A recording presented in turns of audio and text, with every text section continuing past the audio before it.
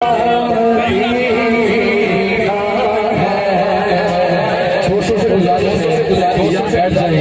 صاحب کی زیارت کریں، مسافہ بعد میں کر لینا. پلیز آپ سے گزارش ہے، یہ جو سامنے کھڑے لوگ ان سے گزارش ہے کہ آپ بیٹھ جائیں، آپ کی مہربانی ہوگی.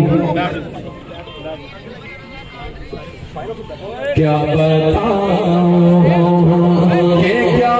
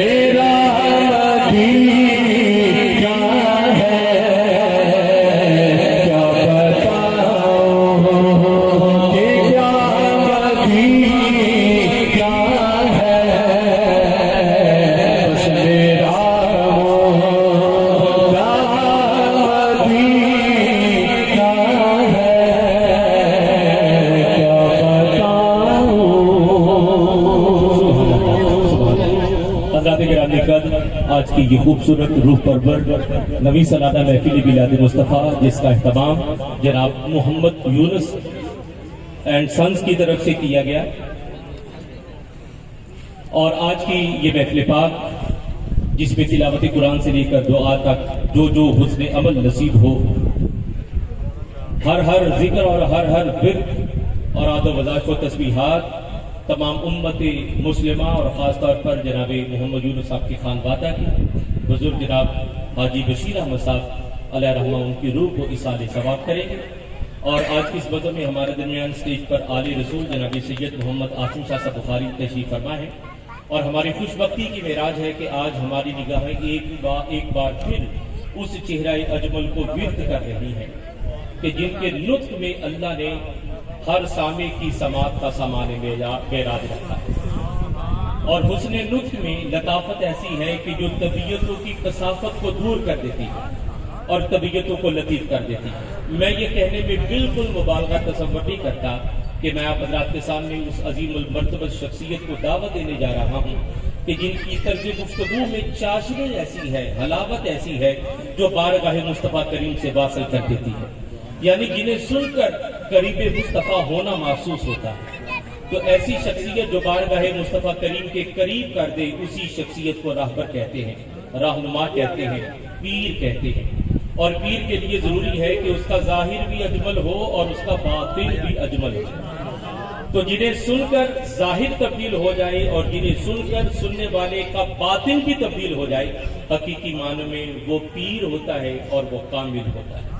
میں آپ حضرات کے سامنے ایک عائد کو، ایک عامل کو اور ایک کامل کو آپ حضرات کے سامنے پیش کرنے جا رہا ہوں کہ جن کی زندگی کے تمام امور اور اقدام رضا پر، رضا الہی اور رضا مصطفیٰ پر معمور، اپنی زندگی اور اپنے خوبصورت نطق سے اصلاح معاشرہ اور حسن معاشرت کے حوالہ سے، گفتگو کے ذریعے سے لوگوں کا رابطہ، عمل کے ذریعے سے لوگوں کا رابطہ بارگاہ مصطفیٰ کریم سے جوڑنے والی شخصیت، نام میں کام میں انتہائی اجمل، میرے ہر دل عزیز، بلکہ آپ تمامی آپ کے ہر دل عزیز مخدوم یہ محترمی، فخر اہل سنت، نادش اہل سنت، محسن اہل سنت، جناب عزیز المرتبت پیر محمد اجمل صاحب قادری دامت برکاتہ العالی، آپ سے گزارش کروں گا کہ جناب اپنی نسبت سے فیضیاب کرتے ہوئے ہم سب کو اس بزم سے بارگاہ غوث الثقلین اور بارگاہ غوث الثقلین سے قدوم رسول الثقلین تک لیے چلے۔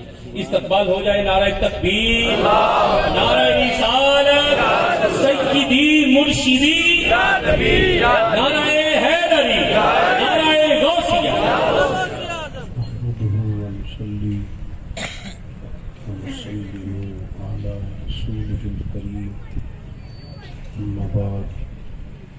اعوذ باللہ من الشیطان الرجیم، بسم اللہ الرحمن الرحیم، النبی اولی بالمؤمنین من انفسهم، صدق اللہ العظیم وصدق رسولہ النبی الکریم الامین، ونحن علی ذلک لمن الشاہدین والشاکرین، والحمد للہ رب العالمین۔ ان اللہ وملائکتہ یصلون علی النبی یا ایہا الذین آمنوا صلوا علیہ وسلموا تسلیما۔ اللہم صل علی سیدنا و مولانا محمد ماہر الجود والکرم وآلہ وصحبہ وبارک وسلم۔ سب حضرات پڑھیے الصلاۃ والسلام علیکم یا رسول اللہ وعلی آلک واصحابک۔ حمد و صلاۃ کے بعد انتہائی عزت و تکریم کے لائق حضرات، علماء، مشائخ اور سادات، بڑے ہی قابل صد احترام دوستوں، بھائیوں اور بزرگوں، آج کی یہ خوبصورت محفل پاک، آپ اس کی غرض و غایت ہمارے بھائی سے سماعت کر رہے تھے۔ اللہ تعالیٰ دوستوں کا یہ محنت کرنا، بندوبست کرنا اپنی بارگاہ میں قبول فرمائے۔ میری کچھ دنوں سے طبیعت اوپر نیچے ہو گئی تو کچھ پروگراموں کی ترتیب میں بعض جگہ معذرت ہوئی، بعض کے وقت تبدیل کرنے ہوئے، ان دوستوں کو بھی تھوڑی اس لحاظ سے دشواری ہوئی۔ امید ہے کہ اللہ تبارک و تعالی ہماری کوششوں کو، کاوشوں کو اخلاص کا جذبہ عطا فرمائے گا، اور پھر اس اخلاص کی برکت سے اللہ تعالیٰ قبولیت بھی نصیب فرمائے گا۔ چند ایک گزارشات آپ کی خدمت میں عرض کرنی ہے۔ اللہ تعالیٰ نے قرآن مجید میں ہمارے نبی پاک علیہ السلام کے ساتھ رشتہ بیان فرمایا، ارشاد فرمایا کہ النبی اولی بالمؤمنین من انفسہم، فرمایا نبی کریم علیہ السلام مومنوں سے ان کی جانوں سے بھی زیادہ قریب ہیں۔ عزیز دوستو، بہت سارے دنیا میں رشتے انسان کے ہوتے ہیں، لیکن کچھ رشتے بہت گہرے احساس کے رشتے ہوتے ہیں۔ ان سب رشتوں میں ہمارا سب سے حساس رشتہ نبی کریم علیہ السلام کے ساتھ، اور قرآن مجید نے فرمایا کہ یہ محبوب تمہاری جانوں سے بھی تمہارے زیادہ قریب ہے۔ آج تک کوئی نہیں بتا سکا کہ جان انسان کے جسم کے کتنا قریب ہوتی ہے، تو جو جان سے احساس فرماتے اپنی امت کا، جگہ جگہ پہ سمجھاتے، قائل کرتے۔ ہمارے اندر جتنی بھی کمزوریاں ہیں حضور علیہ السلام نے ہم سب کی نشاندہی فرمائی۔ ان رستوں پہ ہمیں چلنا تھا، ان سب رستوں کو واضح کر کے کھول کے حضور نے بیان فرمایا۔ اس کا نتیجہ یہ نکلا کہ امت مسلمہ کے پاس نصاب زندگی اتنا زیادہ ہے کہ کسی سے بھی کوئی چیز مستعار نہیں لینی پڑے گی، کسی سے بھی کوئی چیز ادھار نہیں مانگنی پڑے گی۔ سارا کچھ رسول کریم علیہ السلام نے ہمیں اپنے فضل سے اور اپنی رحمت سے عطا فرمایا، اور اس پر نبی پاک علیہ السلام کا اپنا فرمان شاہد ہے۔ کریم فرماتے ہیں کہ میری اور تمہاری مثال اس شخص کی طرح ہے جس آدمی نے آگ روشن کی تھی تو پتنگیں اس میں گرتے تھے، تو وہ ان پتنگوں کو روکتا تھا کہ تم اگر آگ میں گرو گے تو جل جاؤ گے۔ وہ بار بار ادھر جاتے تھے، گرتے تھے۔ حضور فرماتے ہیں تم بھی ایسے کام کرتے ہو جو تمہیں دوزخ میں لے جائیں گے، اور میں تمہیں سینہ بند سے پکڑ کے کھینچ کھینچ کے کہتا ہوں یہ کام نہ کرو، دوزخ میں جانے والا، تمہیں بچانے کی تدبیریں کرتا ہوں۔ اللہ کے پیارے رسول صلی اللہ تعالیٰ علیہ وسلم کی جو تبلیغ ہے وہ بھی اس طرح نہیں ہے جس طرح آج میری طرح کے لوگ تبلیغ کرتے ہیں، کہ اس میں بعض جگہ پہ جارحانہ پن بھی پایا جاتا ہے، شدت بھی پائی جاتی ہے، اور بعض جگہ تبلیغ و اشاعت سے زیادہ پروٹوکول اور شہرت کا دخل ہوتا ہے۔ نبی پاک علیہ السلام کی جو تبلیغ ہے اس میں نہایت درد ہے، نہایت احساس ہے۔ کبھی آپ نے دیکھا ہے کہ ماں جب اپنے بیٹے کو سمجھانا چاہتی ہے یا باپ اپنے بیٹے کو سمجھانا چاہتا ہے تو اسے سامنے بٹھا کے جملوں کی عمدہ اور اعلیٰ ترتیب کے چکر میں نہیں پڑتا، بلکہ اس کی خواہش ہوتی ہے کہ کسی بھی طریقے سے میرا بیٹا بری عادات کو چھوڑ دے۔ اس کے لیے والدہ روتی بھی ہے، گزارش بھی کرتی ہے، سمجھاتی بھی ہے، باپ اس کے لیے بڑی جدوجہد بھی کرتا ہے، اور بیٹے کو یہ بھی بتاتا ہے کہ بیٹا میں نے تو ساری زندگی تیرے نام کر دی، اور میں یہ چاہتا ہوں کہ تو سمجھ جائے، تیرے اندر تبدیلی آ جائے۔ بڑی کوشش کرتا ہے والد، اور بیٹا اگر وعدہ کر بھی لے کہ ابا جی آج کے بعد شکایت کا موقع نہیں ملے گا، تو پھر بھی وہ مطمئن نہیں ہوتا، بلکہ ہم نے دیکھا ہے کہ وہ رات کو مصلے پہ بیٹھ کے ماں باپ روتے ہیں، یا اللہ ہماری کمائی نہ کہیں ساری چلی جائے، کوشش کرتے ہیں، شدت احساس ہے۔ حضور علیہ السلام کا امت کے ساتھ چونکہ بڑا حساس رشتہ ہے، تو تبلیغ دین میں آپ کو شدت احساس ملے گا، شدت احساس۔ حضور علیہ السلام کی خواہش ہے کہ لوگ ایسے کام کریں کہ جنت میں جائیں، لوگ ایسے کام کریں کہ اللہ کا قرب پائیں، میری امت ایسے کام کرے کہ دنیا میں امامت کا فریضہ سر انجام دے، یہ اس طرح کے ہو جائیں کہ ان کا طرز زندگی سب کے لیے مشعل راہ، یہ سب سے کامیاب ترین وقت گزارے۔ اس کے لیے نبی پاک علیہ السلام ارشادات فرماتے، سمجھاتے، قائل کرتے، تبلیغ کرتے، اور پھر رات کو حضور روتے بھی کہ اللہ انہیں ہدایت کا نور عطا فرما، ان کے لیے ساتھ دعا بھی فرماتے۔ آپ حضور علیہ السلام کی سیرت مبارکہ کو کبھی دیکھیں تو ایک بات کہنے لگا ہوں، اس پر آپ غور کریں گے تو سیرت میں آپ کو اس کی گواہی ملے گی۔ نبی پاک علیہ السلام نے ہمیشہ یک طرفہ خیر خائی کی بات کی، دو طرفہ نہیں۔ ایسا نہیں کہ میں خیر خائی کروں تو جواب میں پھر سامنے والا بھی خیر خائی کرے، یہ نہیں۔ نبی پاک کی سیرت میں آپ کو یہ ملے گا کہ کریم نے ہمیشہ خیر خواہی کی ہے. نبی پاک علیہ السلام نے خیر خواہی کی ہے، جواب نہیں مانگا کہ میں کر رہا ہوں تو جواب میں وہ لوگ بھی خیر خواہی کریں. شدت احساس ایسا ہے کہ صرف مسلمان ہو جائیں، کلمہ پڑھیں، دین میں آ جائیں، یہ اپنے اخلاق کو، کردار کو، رویوں کو درست کر لیں، ان کے اندر مثبت تبدیلیاں آ جائیں. بس یہ ایک خواہش ہے. آپ دیکھیے جناب بخشی آ گئے کلمہ پڑھنے. حضرت امیر حمزہ رضی اللہ تعالیٰ عنہ کو انہوں نے شہید کیا، اور وہ شہادت اتنی دردناک ہے کہ نبی کریم علیہ السلام نے گویا سب سے زیادہ آنسو ہی شاید اس وقت بہائے ہوں جب حضرت امیر حمزہ کی شہادت ہوئی، اور وہ دردناک ہے.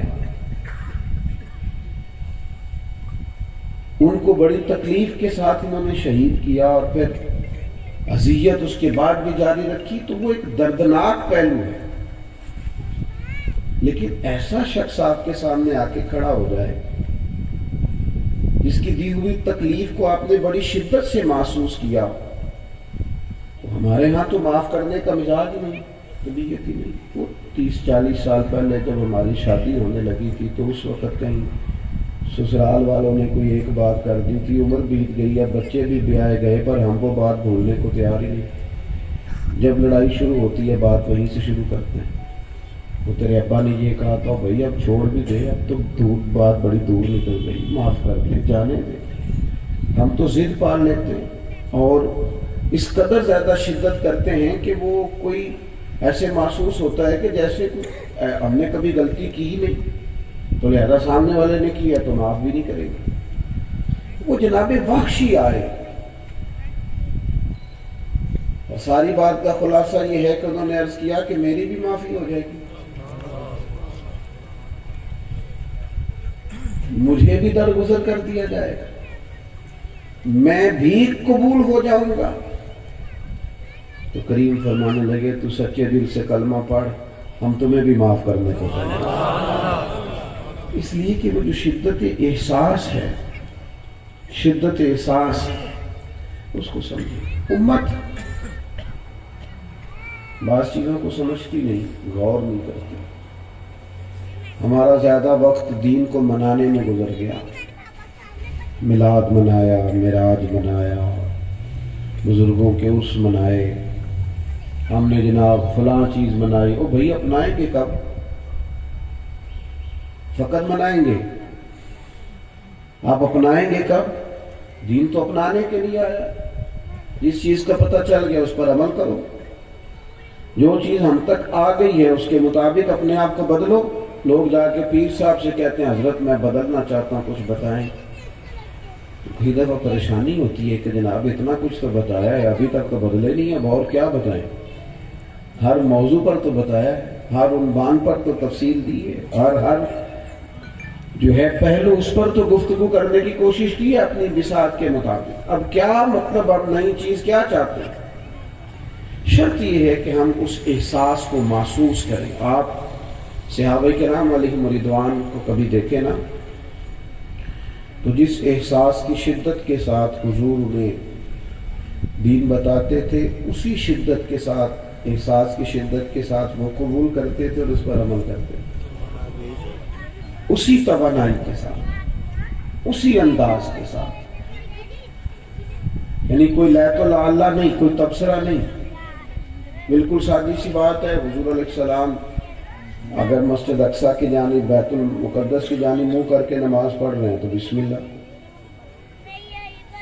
اور اگر سرکار نے دوران نماز ہی رخ انور بیت اللہ شریف کی طرف موڑ لیا ہے، خانہ کعبہ کی طرف، تو تبصرہ پھر بھی کوئی نہیں.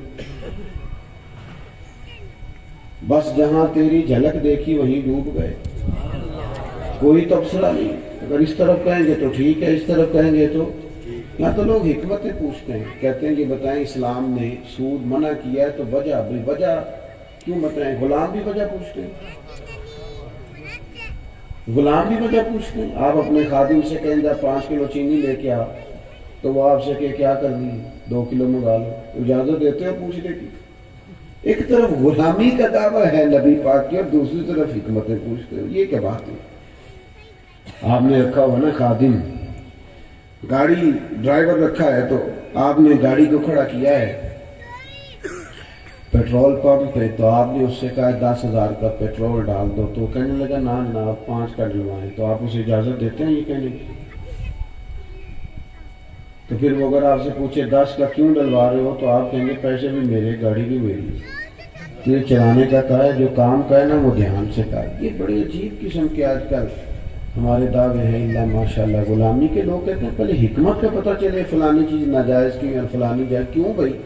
یہ تو کلمہ پڑھنے سے پہلے کی باتیں ہیں، جب کلمہ پڑھ لیا تو پھر تو غلامی غلامی ہے۔ امام احمد بن حنبل نے غلام خریدا، گھر لائے تو فرمانے لگے تیرا نام کیا ہے؟ کہنے لگا حضور غلاموں کا نام نہیں ہوتا، بس آپ اشارہ کر دیں گے میں سمجھ گیا ہوں کہ مجھے پیغام آ گیا۔ فرمایا کھائے گا کیا؟ عرض کرنے لگا حضور غلاموں کے نخرے نہیں ہوتے، جو ٹکڑا ملا۔ امام صاحب کہتے ہیں مجھے وجد ہو گیا غلام کی بات پر۔ میں نے کہا یہ کمرے ہیں کوئی پسند کر لے، کہاں رہو گے؟ تو کہنے لگا حضور جہاں آپ نے کہنا ہے سو جا، چپ کر کے سو جاؤں گا، سانو قید سجن دا گہنا ہے، تو جنج رکھے ایسا اونج رہنا ہے۔ غلام اور کہانیاں اور باتیں جس شدت احساس کے ساتھ حضور نے تبلیغ فرمائی، اسی احساس کی شدت کے ساتھ صحابہ نے عمل کیا۔ نبی کریم خطبہ ارشاد فرما رہے ہیں جمعے کا، صحابی کھڑے ہو گئے تو کریم نے فرمایا بیٹھ جاؤ۔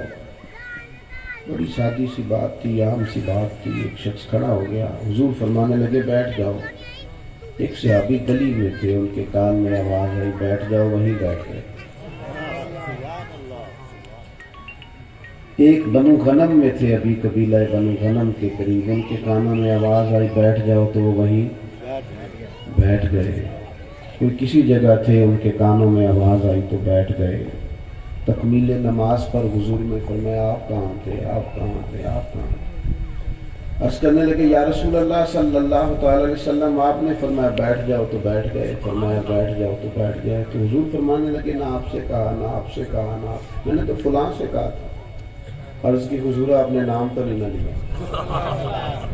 آپ نے کہا بیٹھ جاؤ تو سارے ہی، کیونکہ غلام تو شدت سے بات مانے، لیکن یہاں غلام ہیں، مسلمان ہیں، دعویٰ ہے، اور جب بات باری عمل کی آتی ہے تو پھر کمزوری ہے، پلپلا پن ہے، لہجوں میں لفظوں کے اندر سستی ہے، غفلت ہے، اور بات کرتے ہیں تو وہ اس میں یہ ہے کہ کر لیں گے، شروع کرنے لگے ہیں، آپ دعا کریں، بس ارادہ میرا بھی بن گیا ہے، تھوڑا ہی ٹائم رہ گیا ہے، بچوں کی شادی ہو جائے۔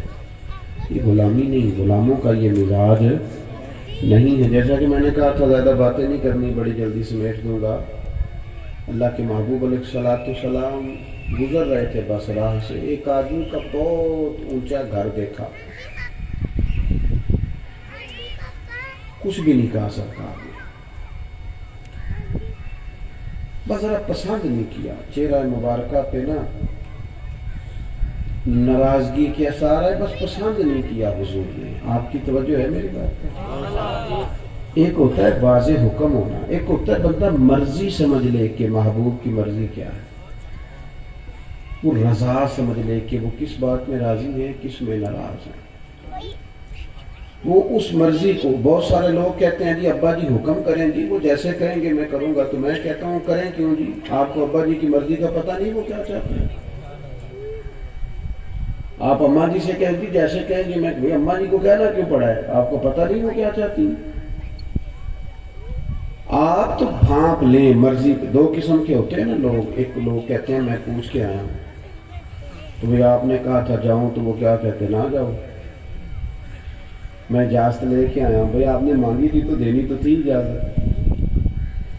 ایک اجازت ہوتی ہے، ایک مرضی ہوتی ہے، وہ مرضی کیوں نہیں آپ تلاش کرتے، وہ بھانپتے کیوں نہیں؟ معرفت الہی یہ ہے، حضور کی غلامی یہ ہے کہ بندہ نہ اس مقام تک پہنچ جائے کہ رب رسول کی رضا کیا ہے، پھر اپنے آپ کو اس رضا میں وہ ڈھالنا شروع کر دے، اس کی طبیعت ہو، وہ ڈھل جائے، اس کا مزاج بن جائے، تو اللہ کے محبوب علیہ السلام گزرے تو وہ مکان بڑا اونچا انہوں نے بنایا تھا، حضور کے چہرے پہ ناراضگی آئی، لوگوں نے بتایا کہ حضور گزرے، آپ کا وہ مکان پسند نہیں آیا، جائز ہے اگر کسی کے پاس حلال پر جتنا مرضی اونچا بنائے، جائز ہونا بھی اور بات ہے، اور حضور کی پسند ہونا یہ بھی اور بات ہے۔ بہت اونچا تھا، بلند و بالا تھا، حضور گزرے پسند نہیں آیا، تو صحابی نے جا کے پوچھا، نہیں یا رسول اللہ کیا کروں، گرا دوں، رکھوں کہ نہ رکھوں، بیچ دوں؟ حضور کو نہیں پسند آیا، جس شدت سے تبلیغ ہوئی اسی شدت سے فرما برداری نہیں پسند آیا، انہوں نے کدال پکڑا، کئی پکڑی، اوزار پکڑے، سارا مکان گرا دیا، بہت نہ رکھا جتنا ضرورت کا تھا، باقی اوپر سے سب گرایا۔ پھر آ کے بتایا نہیں، نمبر نہیں بنائے کہ وہ جی آپ کو نہیں پسند تھا تو میں نے گرا دیا، ایسا نہیں کیا۔ مثال دے رہا ہوں، ہمارے ہاں لوگ کرتے ہیں نا جی، کوئی کام کر کے پھر ان کو اپنے نمبر بھی شمار کروانے ہوتے ہیں، پتہ چل جائے، اور بعض ایسے لوگ ہیں اس جگہ جا کے نمبر شمار کراتے ہیں جہاں کرانے نہیں چاہیے، نمبر شمار کرانا منع ہے، وہاں بھی وہ کوشش کرتے ہیں۔ بتایا نہیں، کہا نہیں، حضور پھر وہاں سے گزرے، فرمایا اس کے مکان کیا ہوا؟ یا رسول اللہ آپ کو پسند نہیں نہ آیا تھا تو گرا دیا، اب میرے قریب راضی ہو، اب جو دعائیں نبی کریم نے دی وہ سرمایا، اب جو محبوب کے چہرے پہ ان کے لیے مسکراہٹ آئی، اس پر ساری دنیا باری جا سکتی ہے، اس پر سب کچھ قربان کیا جا سکتا ہے۔ تو میرے عزیز، شدت احساس کی حضور کی بارگاہ میں، اور پھر غلاموں میں بھی شدت اسی طرح غلامی کرنے کی۔ ایک بات اور آپ سے عرض کر کے پھر میں اپنی بات سمیٹنے کی طرف آتا ہوں۔ میں آپ سے عرض کروں، انسان اپنا خود ڈاکٹر ہوتا ہے، اسے پتہ ہوتا ہے کون سی چیز کھانے سے میری طبیعت خراب ہو جاتی ہے اور کون سی چیز میں استعمال کروں تو میری طبیعت میں افاقہ ہوتا ہے۔ ایسا ہوتا ہے کہ نہیں؟ جلدی جلدی بتا دو، نہیں ہوتا تو تب بھی بتا دو، میں سجدہ صاف کر دوں۔ ہوتا ہے ایسے؟ پتہ ہوتا ہے نا، بہت سارے بندے کہتے ہیں یہ چیز نہیں کھانی بھی، میری طبیعت اس سے خراب ہوتا ہے نا ایسے، تو پھر ایک لفظ بولتے ہیں بالعموم لوگ کہتے ہیں بندہ اپنا ڈاکٹر خود ہوتا ہے، اسے پتہ ہوتا ہے۔ مجھے بھی پتہ ہے کون سی چیز میں استعمال کر لوں تو میری طبیعت پر بوجھ بنتا ہے۔ اسی طرح نا ہمیں اپنی روحانی زندگی کا بھی پتہ ہوتا ہے،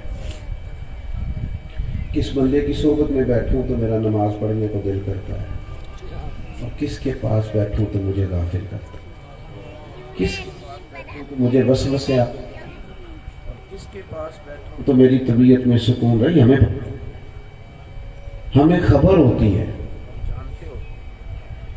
کہ کیا آج کل میرے دل میں دنیا بس گئی ہے زیادہ، مال کی طلب آ گئی ہے، شہرت کی طلب۔ آپ کو آواز آ رہی ہے میری دوست؟ جی یہ اکثر یہ چیزیں ہمارے ساتھ ہوتی رہتی ہیں۔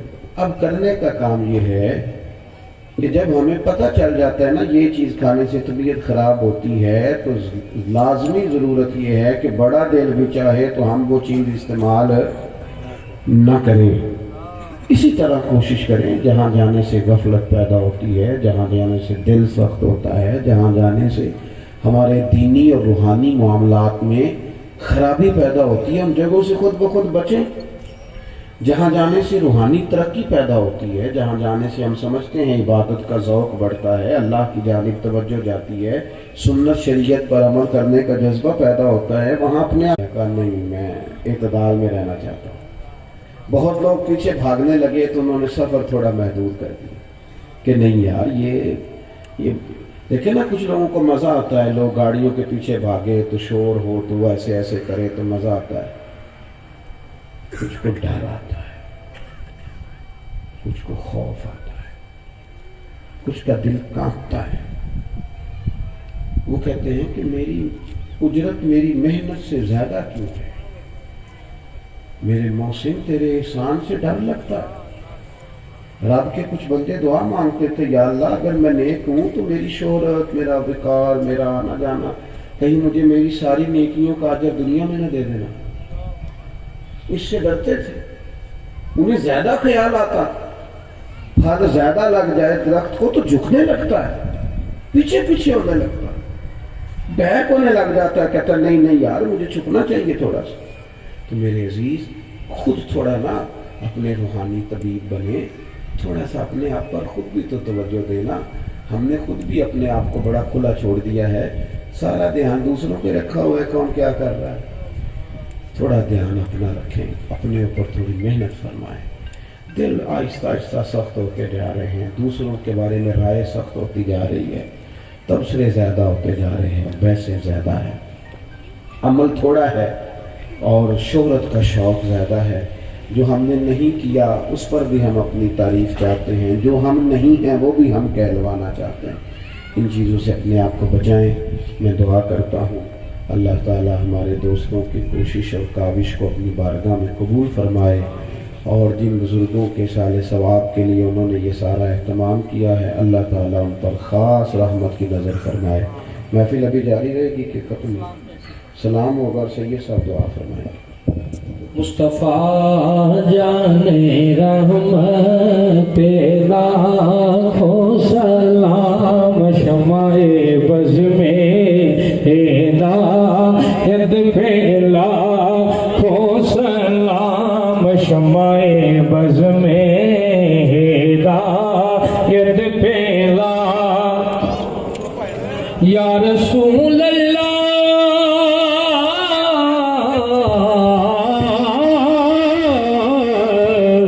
تیرے روزے کو دیکھا سکو مل گیا سبز گنبد کی شوقت پھیلا ہو سلام، مصطفیٰ جانے رحمت تیرا ڈال دی قلب میں عظمت مصطفیٰ، ڈال دی قلب میں عظمت مصطفیٰ، حکمت اعلیٰ حضرت تیرا کو سلام۔ بسم اللہ الرحمن الرحیم، اللہم صلی علی سیدنا محمد آل سیدنا و مولانا محمد وبارک وسلم۔ اللہم ربنا ظلمنا انفسنا وان لم تغفر